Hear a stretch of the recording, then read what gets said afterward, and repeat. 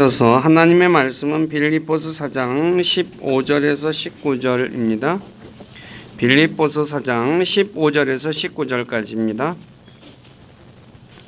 빌립보 사람들아, 이제 너희도 알거니와 복음의 초기에 내가 마케도니아를 떠날 때에 주고받은 일로 나와 나눈 교회가 오직 너희 외에는 없었느니라.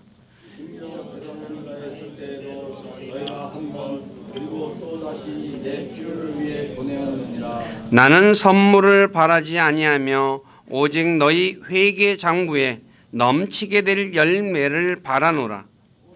내게는 모든 것이 있고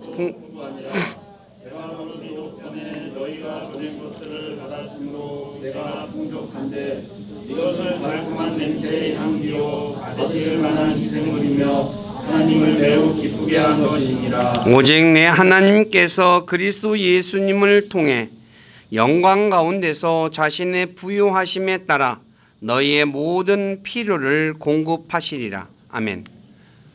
앉으시기 바랍니다. 아버지 하나님, 감사합니다. 무더운 날씨 가운데 있지만 그래도 저희들의 발걸음을 예배당으로 인도해 주셔서 함께 모여서 우리를 권하신 주님을 찬양하고 예배할 수 있도록 믿음도 주시고 은혜도 주시고 환경도 허락해 주신 주님께 감사를 드립니다. 오늘 빌립보서 4장 15절 이하의 말씀을 읽고 들었습니다. 이 말씀을 통해서 주님께서 우리에게 가르쳐 주시고자 하는 것을 우리가 배우기를 원합니다. 모든 생각들 다 내려놓고 하나님 말씀에 귀를 기울이게 하시고 말씀이 무엇을 말씀하고 있는지 우리로 하여금 깨달을 수 있도록 지혜와 이해력을 도하여 주시옵소서. 그래서 말씀을 통해서 자신을 살피고 하나님께서 원하시는 그런 믿음의 삶 살아가는 우리 모두가 되도록 인도해 주시고 영광을 받으시옵소서.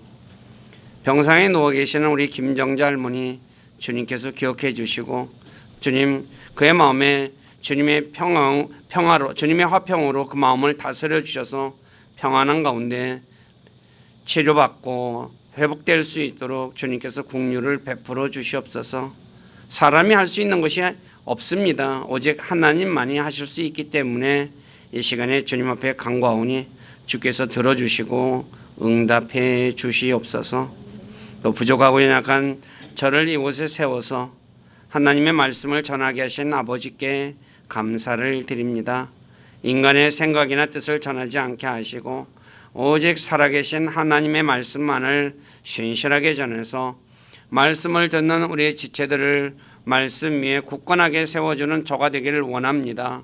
저의 생각과 입술을 붙잡아 주시고 주님의 선한 도구로 사용하셔서 주님만 홀로 영광을 받으시옵소서. 남은 시간을 주님께 의탁하며 우리 주 예수 그리스도 이름 안에서 기도드립니다. 아멘. 사도 바울이 이제 빌립보 교회가 감옥에 갇혀 있는 이 사도 바울을 이제 도와줬죠.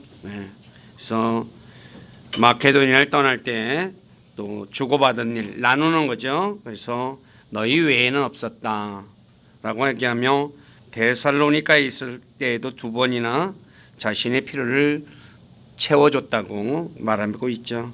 그런데 이 바울이 나는 선물을 바라지 아니하고 오직 너희 회개 장부에 넘치게 될 열매를 바라노라 그래요. 그래서 회개 장부라고 번역이 된 이 단어가 영어로 어카운트입니다. 영어 성경에는 모두 30번 기록됐고 그다음에 뜻은 회개, 우리가 생각하다, 여기다 그런 뜻입니다.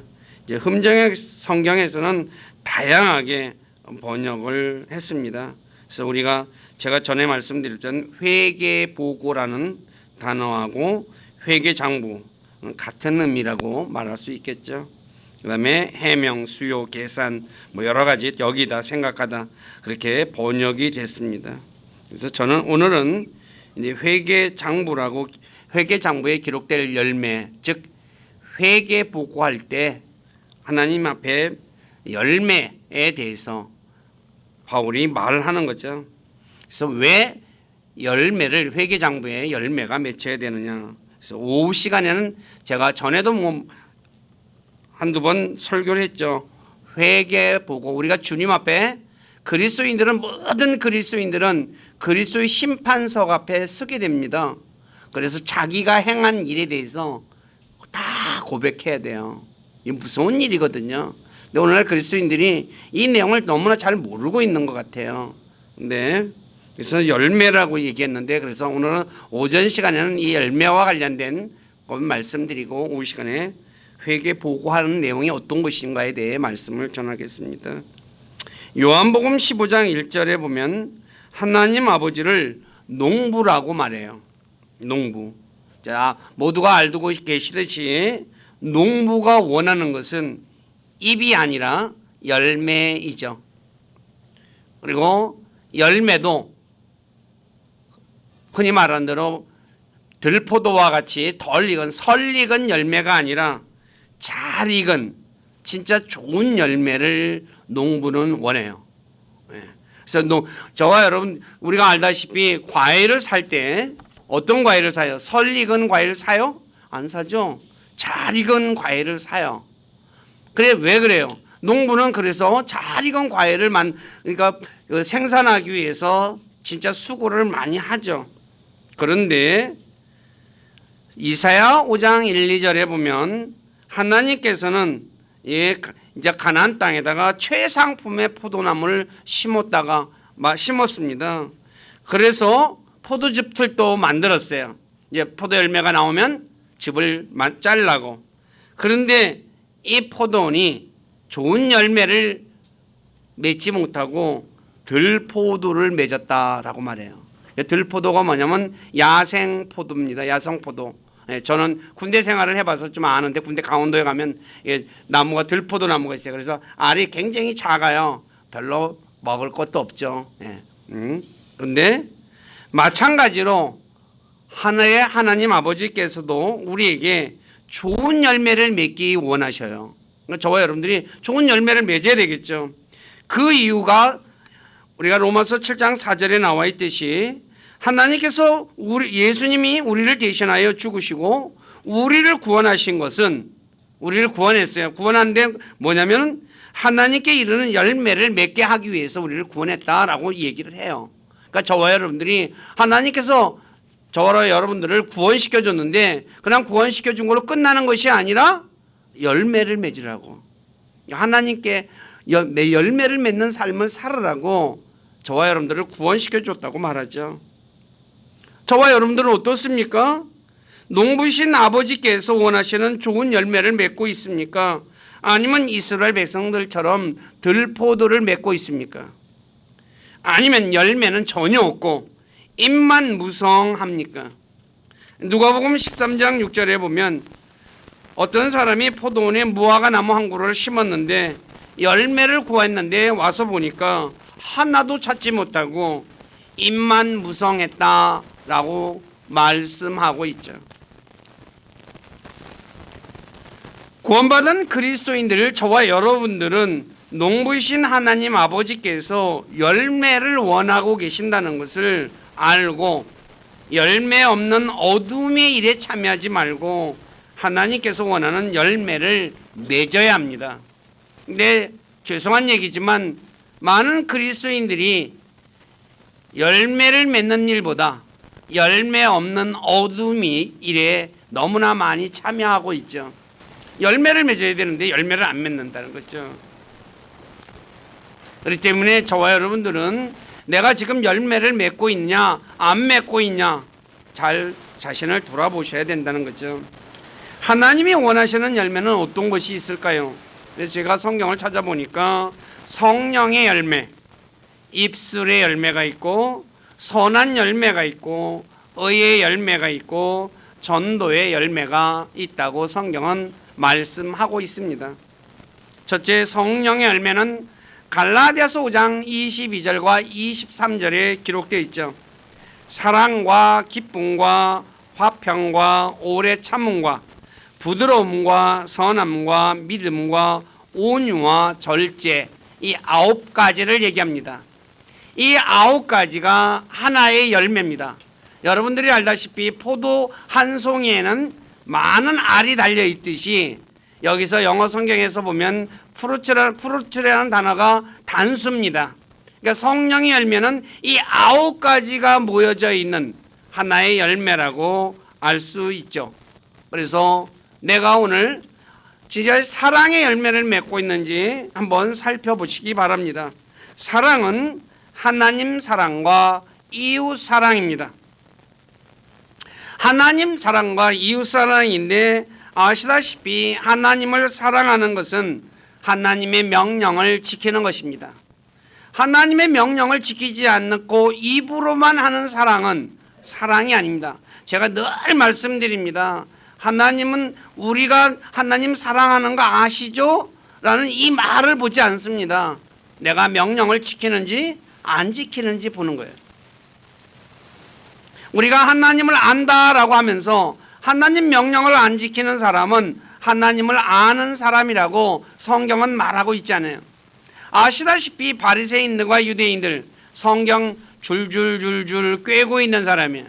그런데 하나님 사랑한 사람이에요? 아니에요.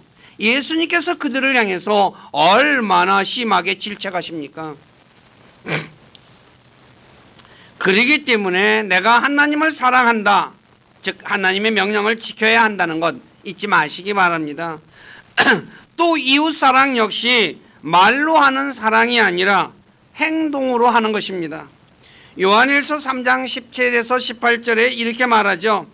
그러나 누가 이 세상에 좋은 것을 가지고 있으면서 자기 형제가 궁핍한 것을 보고도 동정하는 마음을 닫아 그를 피하면 어찌 하나님의 사랑이 그 속에 거하겠느냐. 나의 어린 자녀들아, 우리가 말과 혀로만 사랑하지 말고 오직 행함과 진실함으로 하자. 그러죠. 우리가 예수님께서 비유를 말씀하셨죠. 강도 만난 자의 비유를 통해서 제사장과 레위인이 강도 만난 사람을 어떻게 했어요? 피해갔죠. 근데 사마리아 사람은 그 강도 만난 사람을 치료해 줬다고 성경은 말하고 있죠. 즉 내가 어려운 사람을 보고서 동정하는 마음을 닫고 그를 피해가요. 아유 왜 하면서 쯧쯧쯧 하면서 치고 혀만 차고 가버린다 이거야. 그 사람은 이웃을 사랑하는 사람입니까 아닙니까? 아니라는 거죠. 사마리아 사람과 같이 어려운 가운데 있으면 외면하지 말고 도와줘야 돼요. 그것이 이웃 사랑입니다. 이웃을 사랑하지 않는 사람은 하나님을 사랑하는 사람이 아닙니다. 요한일서 4장 20에서 21절에 이렇게 말씀하고 있습니다. 어떤 사람이 나는 하나님을 사랑하노라 하고 자기 형제를 미워하면 그는 거짓말하는 자니 자기가 본 자기 형제를 사랑하지 아니하는 자가 어찌 자기가 보지 못한 하나님을 사랑할 수 있으리요. 하나님을 사랑하는 자는 또한 자기 형제를 사랑하라는 이 명령을 우리가 그분께 받았느니라 라고 해요. 그러니까 내가 사랑한다고 하면서 이웃을 미워해요. 형제를 미워해요. 그 사람은 형제를 하나님 사랑하는 사람이 아니라는 거죠. 때문에 성경은 우리에게 이 사실들을 너무나 잘 가르쳐 주고 있다는 거죠. 그러므로 내가 성령의 열매는 어떤 열매입니까? 하나님 말씀을 지켜서 사랑해서 이웃을 사랑하는 사람, 바로 그 사람이 성령의 열매를 맺는 사람이라는 거죠. 두 번째 기쁨이죠. 이 기쁨은 성령님 안에 있는 기쁨입니다. 로마서 14장 17절에 하나님의 왕국은 먹는 것과 마시는 것이 아니요 오직 성령님 안에서 의와 화평과 기쁨이니라 그러죠. 이 기쁨은 물질적인 풍요에서 오는 기쁨보다 더 큰 기쁨입니다. 우리가 세상에서 돈을 많이 벌어요. 그럼 어때요? 기분이 좋죠.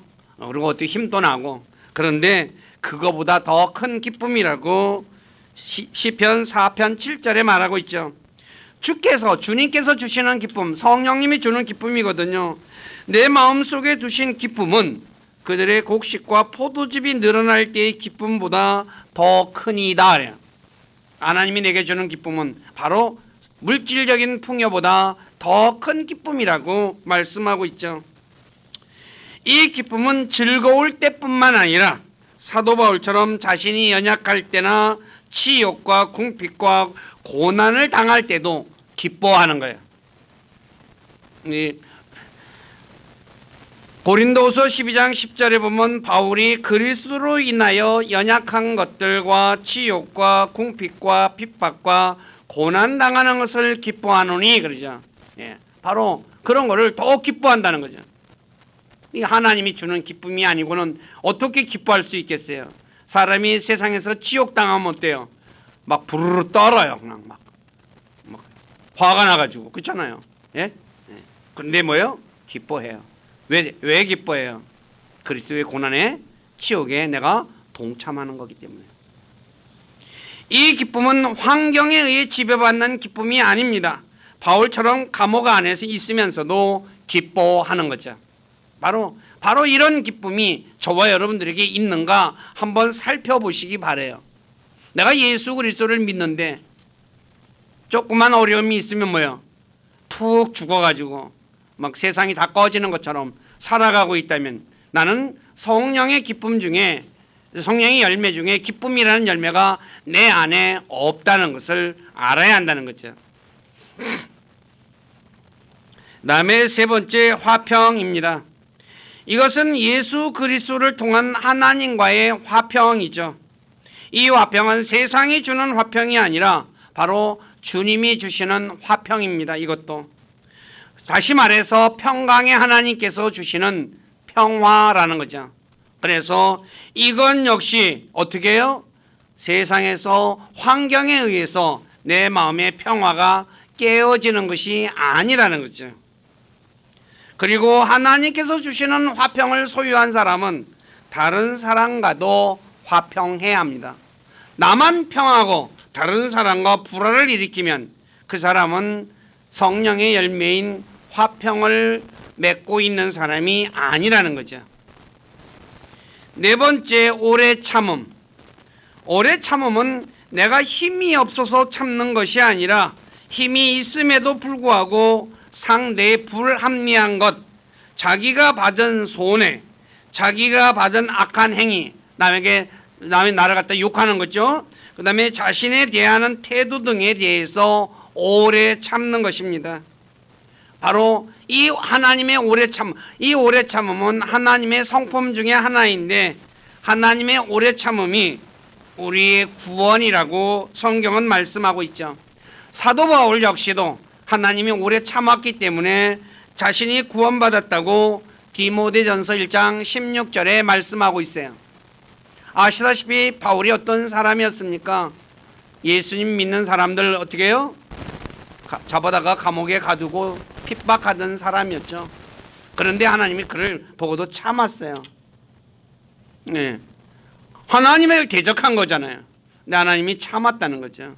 근데 그래서 자기가 구원받았다고 이야기하는 거죠. 그리스도인들 역시 오래 참음의 옷을 입어야 합니다. 다시 말해 오래 참음이 그리스도인들의 모습이어야 한다는 거예요. 어떤 사람들은 그런데 어때요? 막 조금만 저거 하면 자기한테 뭐 손해가 온다든가 누가 나를 욕하면 어떤 일이 벌어져요? 화를 팍 내죠. 그러면 오래 참음이라는 옷을 입은 사람이 아니라는 거죠. 오늘 많은 그리스도인들이 오래 참음의 옷을 입지 못하고 있죠. 주변 사람들이 볼 때 저 사람 참 참을성이 있어. 그런 사람이 되어야 한다는 거죠.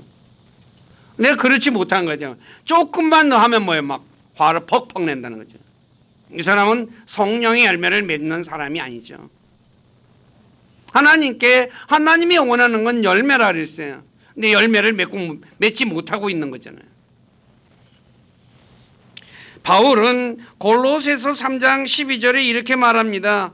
그러므로 너희는 하나님께서 선택하신 자요 거룩하고 사랑받는 자로서 긍휼히 여기는 심정과 친절과 겸손한 생각과 온유함과 오래 참음을 입고 그래요. 입고 이걸 옷의 모습으로 얘기하는 거예요. 오래 참음이라는 옷을 입으라는 거죠. 저와 여러분들은 어떻나 한번 보십시오. 열매를 지금 내가 오래 참으며 열매를 맺고 있는가 한번 잘 생각해 보시기 바랍니다. 다섯 번째, 부드러움이에요.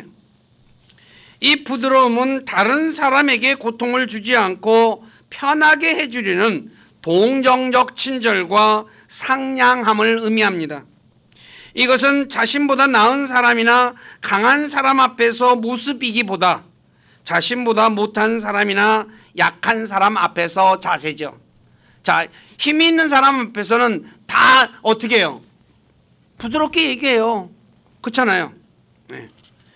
자신보다 나은 사람 앞에서는, 강한 사람 앞에서는 누구나 부드러워요.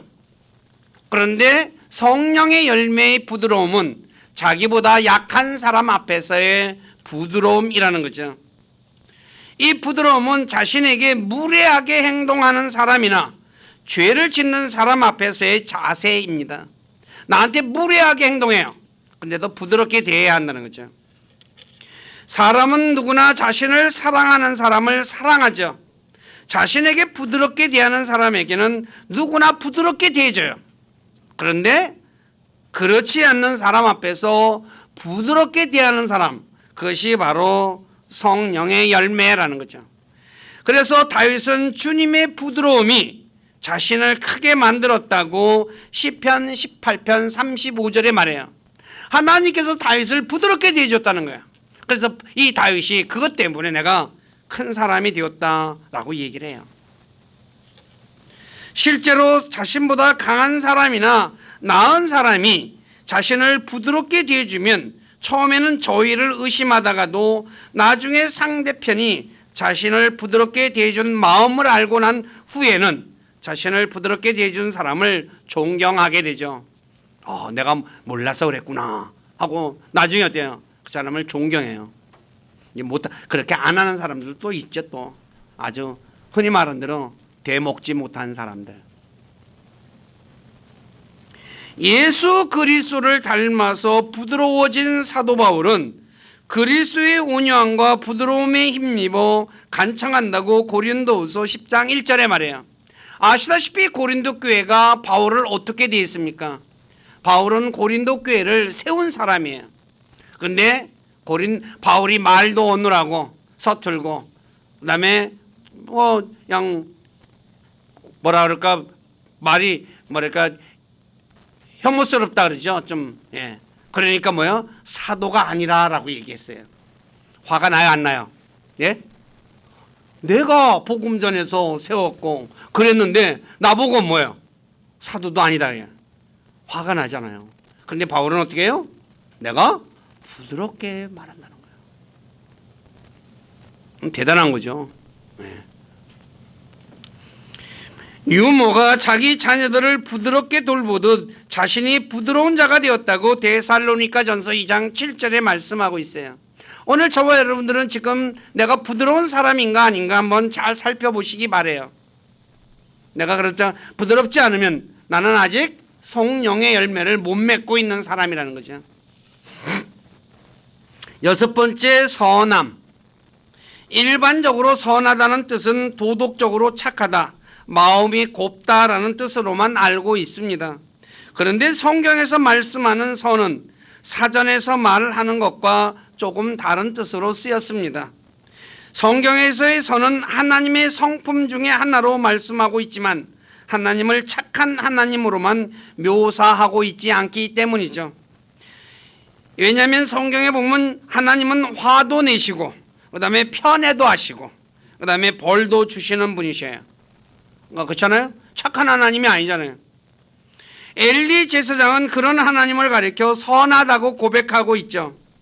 그리고 하나님의 국률도 하나님의 인자심도 선하다고 말씀하고 있어요. 그리고 성경은 오직 하나님 한 분만 선하다고 마가복음 10장 18절에 예수님께서 말씀하셨죠. 네. 근데 이 선하신 하나님께서 하신 일들을 살펴보면 사전에서 말하는 도덕적으로 착한 것과는 다르게 말씀하고 있어요. 왜냐하면 시편 119편 39절에서 주님의 판단이 선하다라고 말해요. 주님의 판단, 심판이 선하다. 그 선하다는 뜻은 무엇이겠어요? 심판이 선하다. 말이 이상하죠? 뭐예요? 편파적이지 않고 공평하다는 의미죠. 그렇죠? 예. 심판이 선하다 그렇게 말하지 않았잖아요. 심판이 공정하다. 근데 그걸 뭐예요? 예. 선하다라고 표현을 해요. 그렇기 때문에 성경에서 말하는 이 선의 의미를 저와 여러분들이 잘 알고 있어야 한다는 거죠. 그렇지 않으면 우리 세상 사람들이 교회 다니는 사람들이 믿는 하나님은 막 원수들을 어떻게 해요? 막 죽이고 지옥에도 보내요. 그래서 여호와의 증인 같은 사람들은 뭐예요? 지옥이 없다. 하나님은 사람을 지옥에 보내는 분이 아니다 라고 얘기를 해요. 지옥에 보내는 분이 어떻게 선할 수 있느냐 그렇게 얘기하잖아요. 그 선은 뭐예요? 그들이 말하는 선은 도덕적으로 착하다는 의미잖아요. 아니라는 거죠. 하나님의 심판은 공평하다는 거. 그렇기 때문에 저와 여러분들이 이 의미를 잘 안다면 하나님에 대해서 오해하지 않을 수 있다는 거죠. 오해하지 않게 되는 거죠. 그 다음에 7번째 믿음입니다. 믿음은 예수 그리스도를 믿는 것입니다. 왜냐하면 다시 말해 하나님의 말씀을 믿는 것이 믿음입니다. 이 믿음은 바로 예수님에게서 예수님이 우리에게 주신 것이죠. 그래서 예수 그리스도를 가리켜서 말씀이 육신이 되신 분이라고 말씀하고 있죠. 그러므로 하나님의 말씀을 떠난 믿음은 성경적 믿음이 아닙니다. 다시 말해 하나님의 말씀과 관련이 없는 내가 믿습니다. 이것은 믿음이 아니라 자기 확신입니다. 그러므로 그리스도인들은 하나님의 말씀에 대한 절대적 믿음으로 살아야 합니다. 그것이 바로 말씀대로 사는 것이 믿음이죠. 오늘 저와 여러분들이 하나님 말씀대로 살고 있는가 안 살고 있는가 잘 살펴보시기 바랍니다. 말씀대로 살고 있다면 나는 성령의 열매를 맺고 있지만 말씀대로 살지 않고 내 생각대로 살고 있다면 나는 성령의 열매를 맺고 있는 사람이 아니라는 거죠. 그래서 그리스도인들은 그래서 믿음으로 산다는 의미도 바로 그런 의미입니다. 말씀대로 사는 거죠. 히브리서 11장에 보면 믿음의 사람들의 행동이 어떻습니까? 하나님 말씀대로 살았잖아요. 노아에게 방주 지어라 그러니까 뭐예요? 방주 쳐요. 하나님 비도 안 오고 하는데 무슨 방주예요? 그리고 이 방주를 이렇게 크게 어떻게 져요? 그렇게 불평 한마디 없었어요. 그냥 말씀으로 지으라 그러면 어떻게 지으라 그러면 짓는 그대로 져요. 그게 믿음이에요. 하나님의 말씀대로 사는 것. 그 다음에 8번째 온유. 온유의 뜻은 마음씨가 따뜻하고 부드러움입니다. 이것은 평상시뿐만 아니라 상대방의 잘못에 대해 대할 때에도 똑같이 따뜻하고 부드러운 것을 말합니다. 예를 들어 모세가 민수기 12장 1, 3절에 보면 에티오피아 여자와 결혼하죠. 그때 아론과 미리암이 모세를 비난합니다. 그런데 이 모세가 온유함이 지면의 모든 사람보다 온유했다고 했죠. 네, 이 형과 누나의 비난을 들었지만 그는 화를 내지 않아요. 모세가 에티오피아 여인과 결혼한 것은 비난받을 일이 아닙니다. 잘 아셔야 돼요. 왜냐하면 구약에서는 아브라함이나 야곱이나 다윗이나 솔로몬처럼 아내를 여러 명 두잖아요. 그리고 하나님께서 다윗이 우리아를 죽이고 밧세바를 취한 일로 인해서 나단 대언자를 보내서 비난할 때 그것이 부족했다면 더 줄 수도 있었는데 네가 어찌 뺏었느냐라고 얘기하잖아요. 일부 일처가 원칙적이지만 구약에서는 뭐예요? 허용이 된 것이에요. 그러니까 비난할 일이 아닌 거예요. 근데 비난했어요. 근데 모세는 뭐예요? 화를 내지 않아요. 그러니까 누가 나서요? 주님이 나서는 거예요. 무슨 말인지 아시겠어요? 주님이 나선 거예요. 자, 그렇다면 어떻게 하면 모세처럼 온유한 사람이 될 수 있을까요? 그 신뢰는 사무엘하 16장 5에서 14절에 볼 수 있는데, 압살롬의 반역으로 다윗이 도망갈 때 사울의 집에 속한 사람 시므이가 다윗을 저주하죠. 그런데 사무엘하 16장 10에서 14절에 보면 이 다윗이 이런 말을 합니다. 자, 왕이 이르되 너희 수리아의 아들들아, 내가 너희와 무슨 상관이 있느냐? 주께서 그에게 다윗을 저주하라 하셨으니 그가 저주하게 하라. 그런즉 누가 이르기를 내가 어찌하여 그리하였느냐 하겠느냐 하고, 또 다윗이 아비새와 자기 모든 신하들에게 이르되 보라, 내 뱃속에서 난 내 아들이 내 생명을 찾거늘 이제 이 베냐민 족속은 얼마나 더 그리하랴.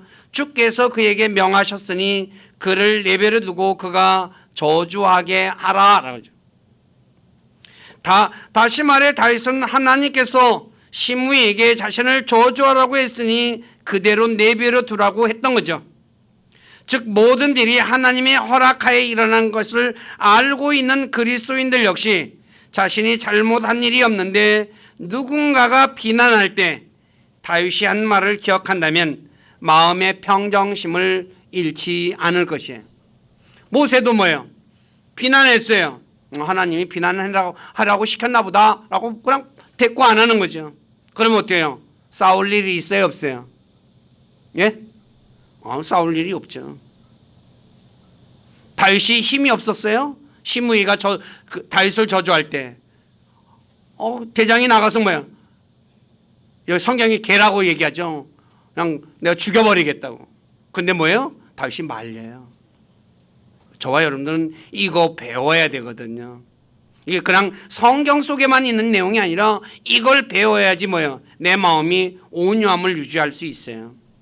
그리고 내가 부드러운 사람도 될 수 있고. 근데 대부분이 뭐예요? 이거 배우려고 안 하죠. 바클레이라는 신학자는 온유에 대해 자신이 받은 부정이나 모욕이나 중상에 대해서는 결코 노하지 않지만 다른 사람이 당한 중상이나 모욕에 대해서는 정의의 진노를 퍼붓는 것을 의미한다고 했어요. 또 예수 그리스도께서 마음이 온유하신 분으로 자신에 대해 적대적인 사람에게도 온유하게 대하셨죠. 그런데 다른 사람에 대해서 잘못하는 것에 대해서는 어때요? 화를 내시기도 하죠. 이거를 구분할 수 있어야 된다는 거죠. 마지막으로 아홉 번 절제. 감성적인 욕구를 이성으로 조절하는 것이라고 하죠. 뜻이 그리스도인들은 성령을 통해, 이성으로 조절이 안 됩니다. 성령을 통해서 자신의 육신의 욕망과 기질과 성향을 억제하는 것을 의미합니다. 바로 왜냐하면 영어로 템퍼런스라는 이 단어가 템퍼와 연관이 있는데 템퍼의 뜻은 기질, 성품이죠. 그래서 절제는 자신의 본능적인 욕구와 기질을 조절하는 거야. 뭘 통해서? 성령님을 통해서. 내가 조절하는 게 아니라 성령님을 통해서. 예를 들어 술 마시던 사람이 술을 끊는 것, 담배 피우는 사람이 담배 끊는 것, 화를 내던 사람이 화를 내지 않는 것, 음식을 탐하는 사람이 음식을 탐하지 않는 것, 도둑질하는 사람이 도둑질하지 않고 다른 사람을 돕는 것, 탐욕이 많은 사람이 현재 자신이 가진 것에 만족하는 것, 이것은 내가 절제한다고 되는 게 아니죠. 근데 성령을 통해서 될 수 있다는 거죠. 그래서 제가 그 단어를 뺐는데 그거 하나 써놓으세요. 성령님을 통해서만이 절제가 이루어져요. 그래서 잠언 16장 32절에 성령을 통해서 자신의 영을 다스리는 것을 절제라고 할 수 있는 거죠. 그러나 성령을 통해 자신의 영을 다스리지 못하면 성벽이 없는 도시와 같이 자신을 방비하지 못해 육체의 욕망에 이끌려 살아갈 수밖에 없어요. 그러니까 내 육체가 가는 대로 가는 거예요. 그냥 화도 내고 승질도 나고 뭐 하고 싶은 거 하면 사는 거예요. 이게 성경에서 이 절제가 굉장히 중요하죠.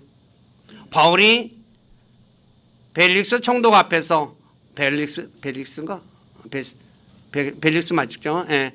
의와 절제와 다가올 심판에 대해서 얘기했다 그러잖아요. 총독에게 절제에 대해서 얘기했어요. 아무리 자신이 옳다 하더라도 다른 사람을 실족시킨다면 절제해야 합니다. 왜냐하면 사랑으로 하는 것이 아니기 때문에. 그러니까 내가 하는 것이 이게 올바라요. 근데 그것을 통해서 다른 사람이 실족한다면 그러면 내가 하지 말아야 한다는 거죠. 그래서 로마서 14장 15절에 이렇게 말하죠. 그러나 만일 내 음식물로 인해 내 형제가 근심하게 되면 이제 내가 사랑으로 걷지 아니하고 내 음식물로 그 사람을 망하게 하지 말라. 그를 위해 그리스도께서 죽으셨느니라. 내가 음식물 먹는 거 내가 내 돈 주고 내가 사 먹는 거예요. 근데 그걸로 인해서 다른 사람이 실족한다 이거야. 그러면 어떻게 해요? 내가 하지 말아야 한다. 절제해야 한다는 거예요. 그러니까 그리스도인이 이 정도까지 어떻게 해요? 성장해야 되죠. 근데 믿음이 있다고 하는 사람들이 고린도 교회는 어땠어요? 우상에게 바쳐진 음식을 먹을 수 있다고 하니까 그냥 먹어버려요. 그래서 그걸로 인해서 얼마나 많은 사람들이 실족했어요. 하면 안 되는 거거든요. 그래서 사도 바울은 자신은 모든 것을 먹을 수 있지만 음식이 자신의 형제를 실족하게 하면 세상이 서 있는 한 고기를 먹지 않겠다고 고린도전서 8장 13절에 말씀하신 거예요. 네. 자, 오늘 고기 좋아하는 사람들이 예를 들어서요. 내가 먹는 것 때문에 저 사람이 실족하면 안 먹는 사람 있어요? 별로 없을 거예요. 근데 바울은 그렇게 했다는 거예요. 자기를 절제한 거예요. 그 정도까지는 못 가더라도 흉내 정도는 내는 사람이 되어야 하지 않겠어요? 그리스도인들은 성령을 통해서 몸의 행실을 죽여야 합니다. 성령을 통해서. 그러니까 내가 할 수 있는 게 별로 없죠. 그래서 하나님의 도우심을 받아서 도와달라고 주님께 기도하고, 그래서 그 힘으로 절제하는 삶을 살아야 한다는 거죠. 바로 이 9가지가 한 가지 열매, 성령의 열매로 성경에 기록되어져 있습니다. 오늘 저와 여러분들은 내가 지금 하나님의 회개장부에 이 열매가 맺고 있는지 안 맺고 있는지 한번 잘 살펴보시기 바랍니다. 두 번째, 입술의 열매가 있습니다. 히브리서 13장 15절에 기록되어 있는데 찬양의 희생물을 가리켜 바로 입술의 열매라고 말하고 있죠. 찬양은 하나님을 영화롭게 하는 것이라고 시편 50편 23절에 말씀하고 있고, 이 찬양과 감사는 짐승의 희생물보다 하나님을 더 기쁘게 하는 것이라고 시편 69편 30에서 31절에 말씀하고 있어요. 오늘 저와 여러분들은 얼마나 찬양을 열심히 하고 있습니까? 한번 자신을 잘 생각해 보시기 바랍니다. 오늘 그리스도인들, 젊은 그리스도인들, 연예인들 하는 노래 굉장히 빠져 있죠. 그래서 우리나라 유명 연예인들이 외국에 나가서 많이 알려져 가지고, 그 뭐야? 내 이름도 생각 안 나 갑자기. 뭐지? 아유. 저기 잠깐 군대 가면서 해체된 BTS 맞아. 근데 제가 전에 전주를 갔더니요, BTS가 방문했다고 여관에 가서, 그러니까 숙소 묵은 숙소 BTS가 묵었다고 하고 외국인들이 거기 가서 구경하고 앉았대. 우리나라 사람들도 그렇게 많이 온대요. 젊은 사람들이 그거 구경하러. 전 이제 제 이걸로는 이해가 안 가는 사람이거든요. 유명 연예인이 와서 잘 수도 있고, 아니면 대통령이 와서 잔다고 해서 그게 대단한 거예요. 근데 그냥 그래가지고 열광하죠. 근데 찬양을 부르는 일에는 뭐예요? 재미없대요. 그 사람은 입술의 열매를 맺지 못하는 사람이에요. 저와 여러분들은 하나님이 우리에게 입술의 열매를 요구하고 계신다는 것 잊지 마시기 바라요. 그 돈 드는 거예요? 아니잖아요. 찬양하는 게 내가 마음만 있으면 할 수 있는 거잖아요. 하나님은 이걸 원해요. 이 열매를. 그다음에 선한 열매.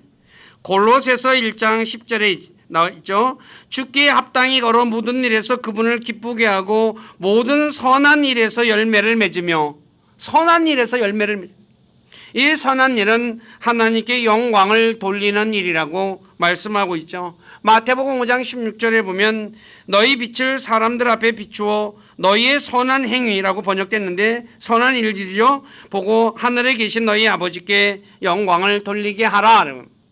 하나님이 이걸 그러니까 내가 하는 선한 행위를 통해서 사람들이 영광을 돌리니까 이것이 열매라고 성경은 말씀하고 있죠. 오늘 저와 여러분들은 선한 일을 내가 하고 있나 안 하고 있나 한번 잘 보시기 바랍니다. 네 번째, 의의 열매가 있습니다. 빌립보서 1장 11절에 예수 그리스도로 말미암아 의의 열매들로 가득하여 하나님의 영광과 찬양이 되기를 구하노라.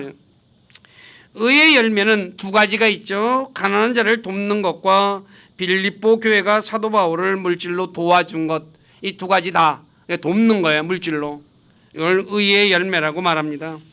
고린도후서 9장 10절에 보면 이것은 기록된 바 그가 널리 재물을 흩어 가난한 자들에게 주었으니 그의 의가 영원히 지속되는도다 함과 같으니라. 씨 뿌리는 자에게 씨를 제공하시는 분께서 이제 너희 양식으로 빵도 제공하시고 너희가 뿌린 씨도 번성하게 하시며 너희의 의의 열매도 늘어나게 하시리니. 그래요. 의의 열매. 그래서 우리가 가난한 자를 돕는 것 그리고 복음 전도자를 돕는 것 의의 열매라는 거죠. 그래서 빌립보 4장 18절에 바울이 이 열매를 가리켜서 달콤한 냄새의 향기요 하나님께서 받으실 만한 희생물이며 하나님을 매우 기쁘게 하는 것이다 라고 말씀하고 있죠. 이 열매를 오늘 저와 여러분들은 내 주변에 가난한 자에게 얼마나 관심을 갖고 그들을 돕고 있나, 또 복음을 전하는 분들에게 얼마나 관심을 갖고 돕고 있나 한번 잘 살펴보시기 바랍니다. 하나님이 원하는 것은 의의 열매이십니다. 그래서 의의 열매를 내가 맺고 있는지 맺지 않고 있는지 자신을 돌아보시고 혹시 맺고 있지 않았다면 지금부터라도 조금씩 맺으시는 분들이 되기를 부탁드립니다. 다섯 번째, 전도의 열매가 있죠. 로마서 16장 5절에 보면 바울이 또한 그들의 집에 있는 교회에도 인사하라. 내가 매우 사랑하는 에바네도에게 문안하라. 그는 아가야에서 그리스도께 첫 열매가 된 자라. 즉 복음을 전해서 구원받은 사람을 첫 열매가 된 사람이라고 말씀하고 있죠. 하나님께서는 복음을 전해 사람들을 구원하시는 것을 기뻐하신다고 고린도전서 1장 21절에 말씀하고 있어요. 그 때문에 저와 여러분들은 복음을 전해서 사람들을 구원시키는 그래서 하나님께 열매를 맺는 사람이 되어야 한다는 거죠. 자, 살펴봤듯이 농부이신 아버지께서는 우리가 열매 맺는 것을 원하셔요. 그래서 원하고 있다는 걸 저와 여러분들이 늘 인식하고 살아가야 되겠죠. 그래서 내가 지금 성령의 열매, 갈라디아서 5장 22, 23절에 말하는 성령의 열매를 맺고 있는지, 그리고 입술의 열매인 내가 하나님을 찬양하는 일에 열심을 내고 있는지, 나는 선한 일을 하고 있는지, 또한 내가 의의 열매, 가난한 사람들을 돕고 있는지, 복음을 전하는 사람들을 돕고 있는지, 그리고 내가 복음을 전해서 사람들을 구원시키고 있는지 잘 살펴보시기 바랍니다. 그래서 혹시 열매를 지금까지 맺지 못하고 있었다면 지금부터라도 열매 맺는 일에 열심을 내야 되겠습니다. 그래야지 나중에 그리스도의 심판석에서 후회하지 않게 된다는 거예요. 제 얘기가 아니라 성경에 그리스도의 심판석에 관해서 말씀하고 있기 때문이죠. 그러므로 우리 모두는 회개장부에 많은 열매를 맺어 농부이신 하나님을 기쁘시게 해드리는 분들이 되시기를 주님의 이름으로 부탁드립니다. 기도하겠습니다. 아버지 하나님, 부족한 자가 사도 바울이 빌립보서 4장 15에서 18절의 말씀에서 빌립보 교회가 자신을 도운 일에 관련돼서 내가 선물을 바라는 것이 아니라 회계장부의 열매가 많아지기를 원한다고 말한 것에 대해서 성경에서 말하는 회계장부, 즉 회계 보고할 때 하나님께서 원하시는 열매를 우리가 얼마나 맺었는가를 보고 계신다는 것에 대해서 말씀을 전했습니다. 성경에서 말씀하는 열매는 성령의 열매와 입술의 열매인 찬양과 그 다음에 선한 일을 하는 선한 열매가 있고, 그리고 가난한 자를 돕고 복음 전도자를 돕는 의의 열매가 있고, 또 우리가 복음을 전해서 사람들을 구원시키는 전도의 열매가 있다는 것에 대해서 말씀을 전했습니다. 부족한 자가 어찌 모든 것을 다 전할 수 있겠습니까? 주님께 간절히 원하옵기는 주님께서 약속하신 진령께서 우리 사랑하는 지체들에게 함께해 주셔서 하나님이 원하시는 열매가 어떤 것인지, 그리고 그 열매를 어떻게 맺을 수 있는지 가르쳐 주시고, 그리고 깨닫게 도와주시고, 또 열매를 맺을 수 있도록 도와주셔서 우리가 주님 앞에 섰을 때 부끄럼 당하는 사람 한 사람도 없도록 주님께서 우리를 도와주시옵소서.